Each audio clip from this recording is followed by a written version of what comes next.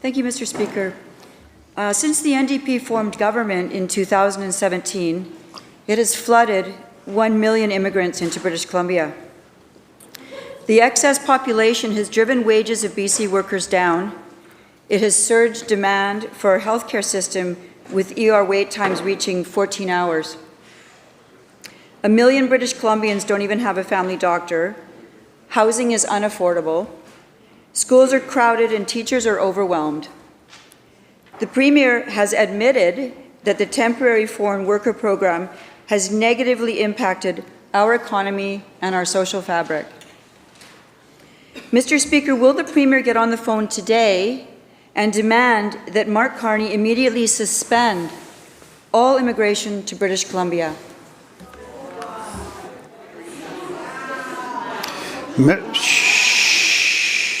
Minister of Jobs and Economic Growth. Thank you.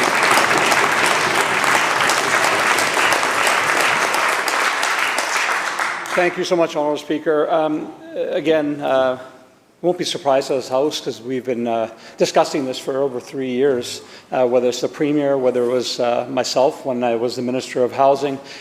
We were advocating to the federal government to ensure that we have immigration numbers that align with the social services we have, with housing that we have in our communities. And we were doing that because, A, we want to make sure people here are set up for success, but we also want to make sure that the people that we're welcoming, the talent from around the world that we're welcoming here, have a chance to have the same quality of life that we all want for our kids. It's not fair to be able to invite people from all over the world and say to them, we don't have housing. It's not fair to invite people from all over the world and say, we don't have the social services you need. You need to build both of them up at the same time.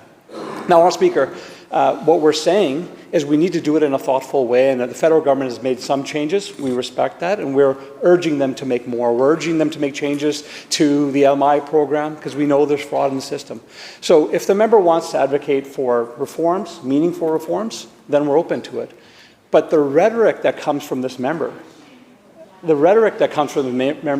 and they know what they're doing. It's a dog whistle. We know what they're doing. They're trying to incite racism. So I know the member's going to get really upset and she's going to say, I'm not racist. I'm not saying the member's racist. I'm saying her supporters think that she's racist. That's what I'm saying. Member supplemental? Yes, Mr. Speaker, thank you. On September 5th, the Premier himself called for an end to the temporary foreign worker program.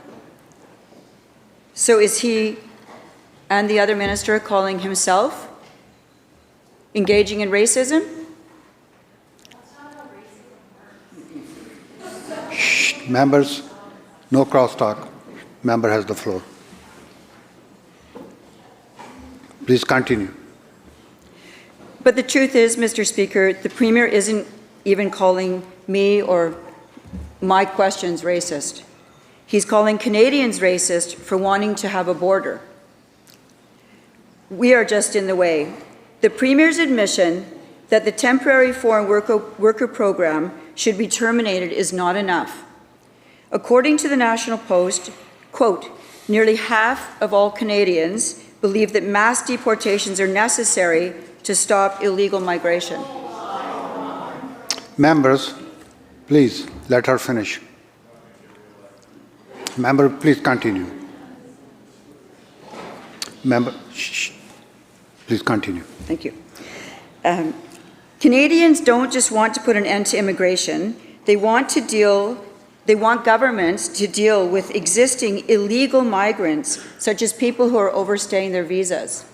This is reflected in polls.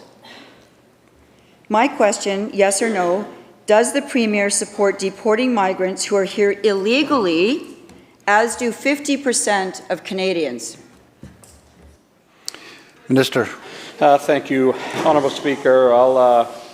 I'll continue in the frame that was my previous answer, which is, actually, Honourable Speaker, it's sad to see that we're in this state right now. It's sad to see that we have a party that says they're one party, but they're actually pretending to be the People's Party of Canada, Honourable Speaker. If the member wants to reform immigration, we're open to having conversations. We've been urging the federal government to do that. But I don't know why the member sees people that look like me, that have my skin color, as such a threat. We are born here in Canada, and I know the member doesn't see the difference between the two. But we all have an opportunity to contribute to this country. Doesn't matter where you come from. We're a room full of immigrants, unless you're an Indigenous representative here. We all come here for a better life. That's what we all should be fighting for. It's a sad state of affairs to see this party running as the new racist party in British Columbia.